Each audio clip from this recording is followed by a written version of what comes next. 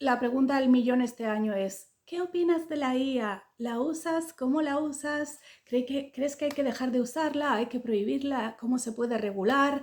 ¿Cómo hacemos que no nos quedemos todos sin trabajo? ¿Cómo hacemos para competir con la IA? Que igual deberíamos preguntarnos cómo hacer para que la IA no pueda competir con nosotros. Pero ¿te has fijado que desde hace ya bastantes meses, quizá un año o más, da igual de que sea la entrevista, están entrevistando a alguien que habla de finanzas, de educación, de desarrollo personal, de fe, de literatura, da igual, siempre le acaban preguntando en algún momento, ¿qué opinas de la IA? Es como el tema del momento, el pánico del momento, y en realidad no hay nada nuevo bajo el sol, que decían aquellos. Esto ha pasado otras veces, que es un cambio disruptivo, grande, que ha venido para quedarse, sí, como tantas otras cosas.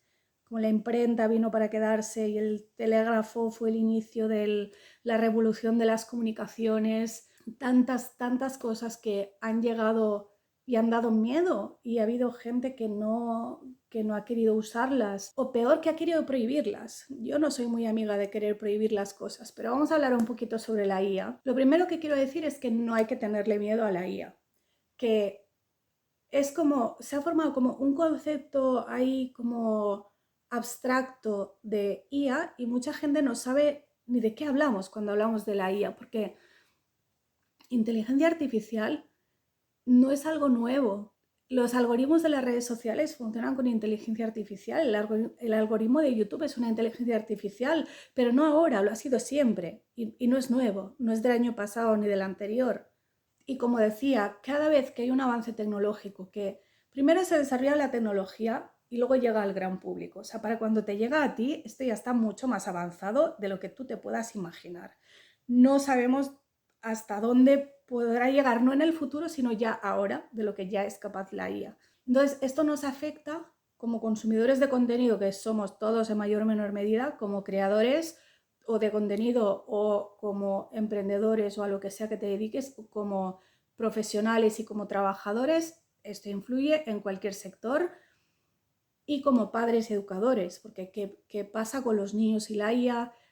La escuela debería enseñarlo o no, o deberíamos prohibírselo a los niños, como deberíamos prohibirles internet y los móviles y las redes sociales. Entonces, como el debate está sobre la mesa, está bien tenerlo, pero no hay que hacerlo desde el miedo y hay que hacerlo con sensatez y con conocimiento de causa. Lo primero es aceptar lo que es, y lo que es que la IA ha venido para quedarse, te guste o no te guste, y luego tú puedes decidir cómo te relacionas con ella en la medida en que se pueda decidir, porque luego a veces hay cosas, mira, yo conocía a mucha gente que se negaba a usar móviles de estos que llamamos también inteligentes, fíjate cómo todo se va llamando inteligente, eso es por algo.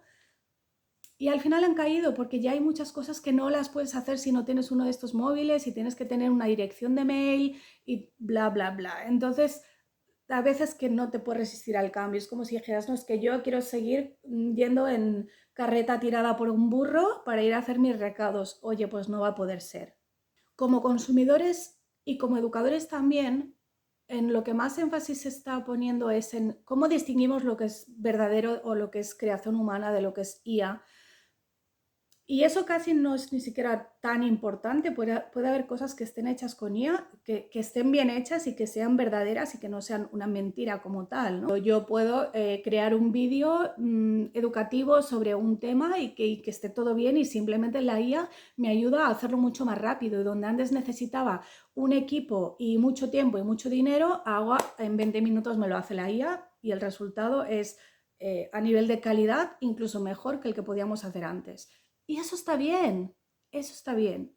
Lo que no está bien es cuando ya te ponen cosas que no son reales, como ahora se ha puesto de moda pues pedirle a la IA que desnude a gente en fotos o hacer los deepfake, ¿no? Que pongas mi cara y me hagas decir cosas con mi voz que yo en realidad nunca he dicho y que nunca diría.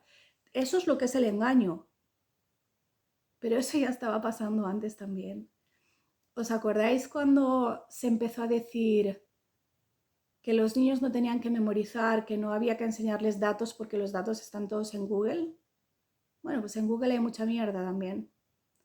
Y rankea lo que quiere rankear. y te enseña los resultados que te quiere enseñar. Y yo puedo crear webs con datos falsos o con diferentes sesgos y van a salir ahí si les interesa que salgan, si no, no. Y eso que te lo comes con patatas porque no tienes ninguna base de conocimiento. Yo no quiero eso ni para mis hijos ni para mí. Entonces sí, el conocimiento sigue siendo importante porque eso es lo que va a hacer que tú seas capaz de distinguir, no ya si el vídeo lo ha hecho un humano o lo ha hecho una máquina, no, es el contenido. La cuestión es el contenido. ¿Me están engañando o no me están engañando? ¿Me están queriendo manipular? Probablemente sí, aunque lo haya hecho un humano. Ese es el tema.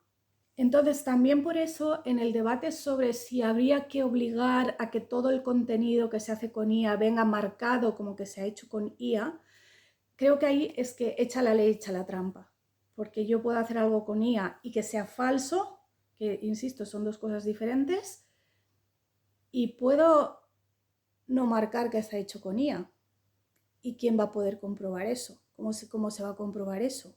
Entonces ahí ya sí no vas a saber de qué fiarte y de qué no fiarte, porque la marca de agua, que además se pueden quitar, es que no existe la marca de agua que no se pueda quitar, ya no significará nada. Así que no es por ahí, no es por la parte de, nunca es por la parte ni de prohibir ni de más control y más control. Nunca va por ahí, porque eso es lo que nos deshumaniza y a lo que hay que volver es a humanizarse. Por eso hay que volver, si es que lo hemos dejado alguna vez, que muchos sí, a tener una cultura amplia, a conocer las cosas, a que cuando a ti te sale un resultado en Google o cuando tú ves un vídeo en YouTube, tú sepas si están partiendo de información real o no. Y sepas si te están engañando, que a lo mejor te engañan y no es a sabiendas, pero están partiendo de información que no es correcta. Creo que lo que la IA nos ha traído es un montón de hipocresía, nos ha dado la oportunidad perfecta para que todo el mundo haga trampas. Es decir, en vez de querer, por un lado, superarnos como humanos, deberíamos tender siempre a superarnos a nosotros mismos. En vez de eso, estamos todos haciendo trampa. O sea, el profesor que prepara sus clases con la IA y los exámenes con la IA y el alumno que hace los deberes con la IA y el profesor que usa la IA para corregir los deberes del alumno y para que la propia IA detecte si el otro ha hecho... Es una locura. Eso es una locura. Y no hay que entrar en ese bucle, porque la IA también va a traer cosas positivas. Como dije, ha venido para quedarse y va a traer cosas positivas. Algunos trabajos se hacen mucho más rápido, incluso mucho mejor.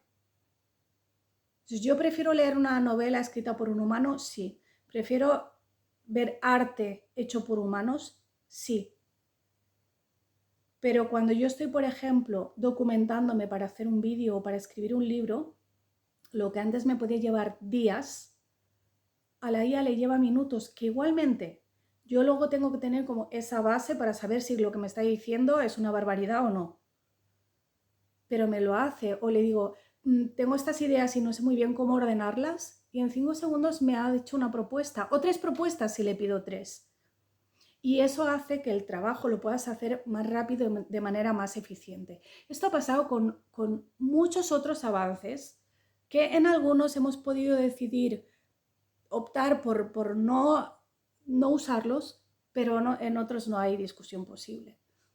Y en algunos tú puedes no usarlos siempre que seas muy consciente de qué te va a suponer eso, por ejemplo, a nivel de tiempo o a nivel de la calidad que puedes proporcionar.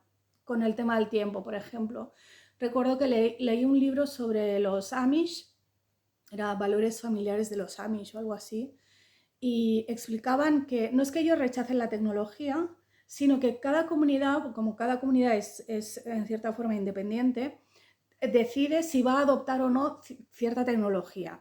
Y la forma en que lo deciden es según si va o no va en contra de sus principios como comunidad. Entonces, por eso hay veces que sí admiten ciertas tecnologías. O, por ejemplo, hay cosas que no las aceptan para la vida privada, pero sí para la vida profesional, como puede ser un teléfono móvil o un ordenador. El caso es que había una madre que decía que en su comunidad habían aceptado las lavadoras para la ropa, pero que ella personalmente no la quería usar, porque ella dedicaba un día entero cada semana a lavar la ropa de toda su familia a mano y ese día lo pasaba orando.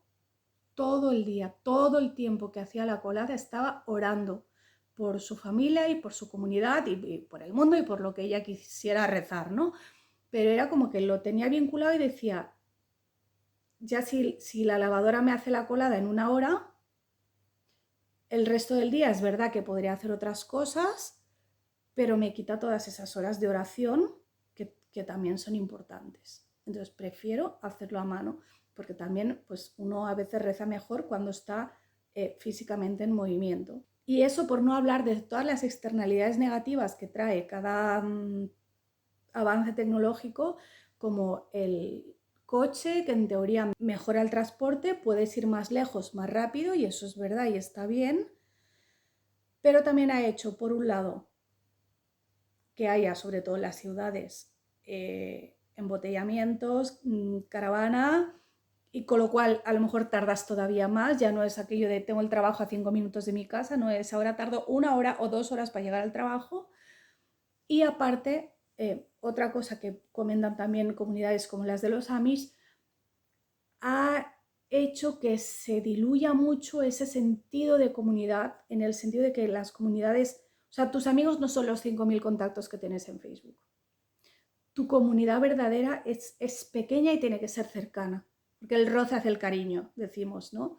Entonces, con el coche, lo que hemos hecho es que nos dispersemos mucho y que ya igual no conocemos al vecino, no tenemos tanto contacto cercano con la gente de cerca, valga la redundancia, porque estamos, pues me he ido con el coche súper lejos y no voy a volver hasta la noche, entonces ya no estoy haciendo vida de comunidad en el sitio donde vivo. Ahora, el otro tema es, ¿merece la pena o es importante o es incluso imprescindible aprender los entresijos de cómo funciona la IA? Ya no solo cómo le pregunto las cosas a Perplexity o al ChatGPT o a cualquiera de estos, o cómo aprendo a hacer vídeos o a editar fotos o lo que sea, sino por dentro, cómo funciona por dentro, ¿no? ¿Os acordáis de cuando el boom de la programación? Yo cuando mi hijo mayor era pequeño era el boom de la programación hace como 15 o 20 años y estuvo el boom del chino también. Era como, no, todo el mundo va a tener que aprender chino. Mentira, porque los chinos que se dedican a negocios internacionales todos hablan inglés y luego hay que aprender a programar sí o sí. Cuando ha sido todo lo contrario, sí hay gente que se dedica a programar, está bien, pero para el resto de usuarios no necesitamos saber cómo se programan las cosas. Es más, esto de nuevo nos lo demuestra la IA. Algo que antes solo podías hacer si sabías programar, ahora te lo hace la IA con un dictado de voz. Activo el micro y le digo, hazme esto y me lo hace. No necesito saber cómo funciona. Igual que no necesito conocer toda la mecánica del coche para conducir el coche. No lo necesito saber. Si me gusta, si me interesa, si me quiero dedicar a eso, perfecto. Pero no te pongas ni tú ni a tus hijos a aprender los entresijos de la IA, porque no va por ahí el tema. Va a pasar lo mismo que con el chino y que con la programación. Te lo digo yo que tengo una bola de cristal. No la tengo. Pero me gusta siempre tratar de imaginarme en qué va a acabar todo esto, ¿no? Cuando sale un tema que es como el pánico absoluto, como pasó en el 2020, o cada vez que sale algo así muy disruptivo y es como, ¡ay, se va a acabar el mundo! No, hay que verlo con un poco de perspectiva, así como desde fuera. Hay que jugar un poco también con esas ideas, tratar de ver qué podría pasar, cuál sería el mejor escenario y el peor escenario, o el que me parece más realista o el que menos, qué podría pasar. A mí me gusta fantasear con eso y siempre volver a lo que nos hace humanos, siempre volver a lo que nos hace humanos. Tenemos que, ahora está tan de moda lo de los ritmos circadianos, pero es verdad, antes no lo llamaban así, pero ya lo hacían, ya lo sabían. Y normalmente, por ejemplo, la gente longeva que vive más de 100 años y con buena salud, porque otra cosa es que estés decrépito en la cama, pero hay muchos que llegan con muy buena salud y tienen unos hábitos normalmente tan sencillos que incluyen sobre todo esta pertenencia a la comunidad. Estoy en contacto con mi entorno y tenemos el estilo de vida mediterráneo, ¿no? Las comidas con la familia o con los vecinos, las sobremesas largas, el tomarte un poquito de vino, no ser radical, ni me hago alcohólico ni soy anti-alcohol y completamente abstemio, sino el disfrutar de esos pequeños placeres y vivir relajado y vivir en comunidad y cuidar tu salud sin la obsesión que hay hoy en día. O sea, leía el otro día a alguien, no sé si era un meme o alguien que lo dijo, que decía, siendo más presión de mis colegas a los 40 años para que tome magnesio que a los 16 para que tomara alcohol y drogas. Y es verdad, estamos como pensando en exceso, dándole demasiadas vueltas a cuáles son los hábitos que deberíamos tener. ¿Cuáles son las mejores horas para dormir? ¿A qué horas hay que exponerse al sol? ¿Cuál es la mejor dieta? Bueno, el tema de dieta, el mejor ejercicio. ¿Y qué tal si nos relajamos un poquito y tratamos de vivir un poco como nuestros abuelos, bisabuelos o tatarabuelos, que estaban más en contacto con la naturaleza, que seguían los ciclos naturales del día, de las estaciones, ese ritmo que la naturaleza ya te da, que disfrutaban de la compañía, de la conversación calmada, de las conversaciones cara a cara, que cuidaban su vida espiritual sin convertirlo en lo que se está convirtiendo ahora en las redes, que parece todo que es como todo se convierte en un reto, ¿no? Y es, tengo que leer la Biblia en un año. No, no tienes por qué leer la Biblia en un año. O ver quién hace el ayuno más radical, o quién levanta más peso. No, ¿qué tal si nos relajamos un poco con eso y volvemos a nuestra esencia? Es increíble como cuando tú te vas al monte, ponte que tienes 3 días libres y te vas al monte y te vas a acampar, estás durmiendo en el suelo y estás sin luces artificiales y sin distracciones artificiales y solo estás con la naturaleza y con la gente con la que estás. Te entra sueño mucho antes que si estás en tu casa con todas las luces y con la tele o lo que sea. No te cuesta madrugar porque en cuanto sale la luz del sol, ya tu cuerpo se activa. Te cuesta menos comer cosas más naturales, comer mejor, lo que ahora se llama comida real, porque todo tiene que tener un nombre. Pues la comida de toda la vida ahora lo llamamos comida real. Está bien, volvamos a eso sin obsesionarnos, sin convertirlo en un reto, sin convertirlo en una lista de la que tengo que ir tachando las cosas. Uy, sí, he hecho 16 horas de ayuno. Uy, sí, he levantado no sé cuántos kilos de peso en mi entrenamiento. Sí, he pasado no sé cuántos minutos del día al sol. Mis abuelos no necesitaban pensar en estas cosas. No me imagino a mis abuelos anotando en un cuaderno cuántas horas he tenido hoy de exposición al sol. Simplemente la tenían porque así era la vida de manera más natural. Y tenemos que volver a eso.